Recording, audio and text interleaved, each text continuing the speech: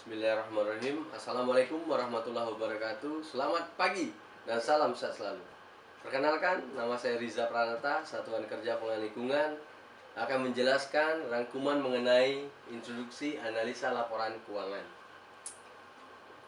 Dalam lingkungan bisnis perusahaan pasti ada yang namanya investor, yaitu pemilik atau pemberi modal dalam jumlah yang besar dalam suatu perusahaan tersebut. Yang mereka lakukan kegiatan itu namanya yaitu investasi. Yang pasti investor melakukan investasi tujuannya pasti ingin mendapatkan sebuah laba. Akan tetapi laba ini tidak dapat berdiri sendiri, dan laba ini sangat tergantung kepada laporan arus kas, di mana laporan arus kas ini terdiri dari laporan pertumbuhan perusahaan terkait pendanaan atau dana-dana perusahaan yang masuk ataupun yang keluar, itu dilihat di dalam laporan arus kas. Sebuah perusahaan dikatakan baik itu yaitu ketika tumbuh, tentu ekonomi perusahaan akan ikut membaik. Biasanya dalam bisnis menginginkan adanya laba, tentu mereka membuat sebuah laporan keuangan dan analisis. Nah, bentuk laporan keuangan itu ada, yang pertama adalah neraca, yang kedua adalah laba rugi, yang ketiga adalah arus kas.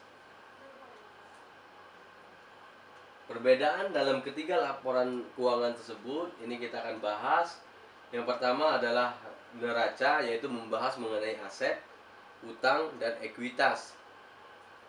Yang selanjutnya ini adalah laporan laba rugi, itu membahas terkait kinerja laba perusahaan, terdiri dari pendapatan ataupun biaya yang dikeluarkan untuk mencapai suatu kegiatan tersebut. Yang selanjutnya ini adalah laporan arus kas. Laporan arus kas menggambarkan proses arus kas perusahaan yang terdiri dari biaya operasional rutin seperti jual beli, gaji pegawai, dan aset-aset lainnya. Yang kedua adalah investasi seperti pembelian aset baru, seperti pembelian mesin baru, dan beberapa investasi kita ke perusahaan lain. Yang ketiga adalah pendanaan atau kegiatan mencari sumber dana yang baru dari investor-investor yang akan melakukan investasi di perusahaan kita. Nah, biasanya laporan arus kas ini dilaporkan atau dihitung dalam suatu waktu, bisa secara periode ataupun secara tahunan. Laba dan arus kas. Nah, saat ini kita membahas mengenai laba dan arus kas. Nah, di sini pengertian laba adalah selisih antara pendapatan dikurangi biaya yang dikeluarkan. Nah, untuk arus kas sendiri adalah ukuran kelancaran bisnis atau laporan dari semua performa perusahaan kita itu terdapat di dalam laporan arus kas. Jadi para investor yang ingin melakukan investasi di perusahaan kita ini akan melihat di dalam laporan arus kas apakah mereka tertarik dengan performa perusahaan kita ke depan, ataukah mereka tertarik untuk melakukan investasi. Itu bisa dilihat di dalam laporan arus kas itu sendiri. Nah, dalam kegiatan laporan keuangan ini perlu dilakukan yang namanya analis untuk agar performa perusahaan tetap terjaga dengan baik. Ini kita lakukan yang namanya analisis. Dalam 3 bentuk laporan tersebut, ini kita lakukan analisis dengan metode. Ada 3 juga metode. Yang pertama adalah secara global. Metode yang kita lakukan adalah dengan sistem common size, vertikal dan horizontal. Metode yang kedua adalah secara perbandingan.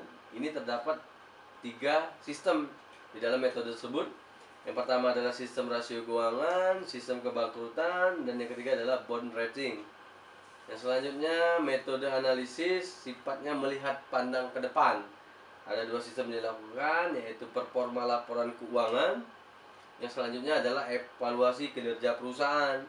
Jadi sistem sifat melihat ke depan ini sangat penting dalam perusahaan dalam menjalankan bisnis, karena ada beberapa kegiatan yang tidak berjalan atau beberapa kegiatan yang mengalami kerugian atau biaya yang dikeluarkan sangat besar. Itu bisa kita lakukan di evaluasi atau valuasi kegiatan tersebut.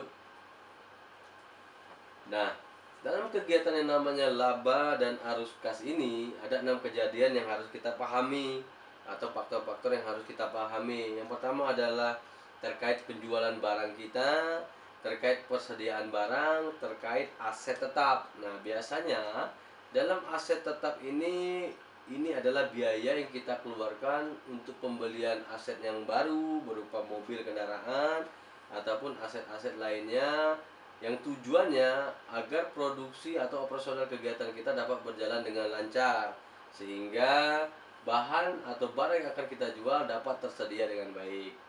Yang selanjutnya ini adalah laba dan arus kas terkait iklan, sewa, dan gaji. Ini biasanya yang harus kita keluarkan secara rutin per periode atau per tahun, yang akan kita keluarkan terkait gaji perusahaan, gaji-gaji pegawai, atau sewa-sewa alat yang baru.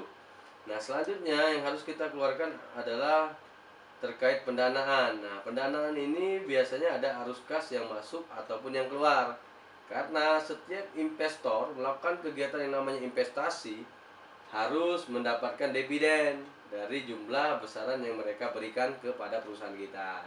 Dan ini dikeluarkan per tahun secara rutin berdasarkan laporan kinerja perusahaan kita dan laba yang diterima dari perusahaan kita.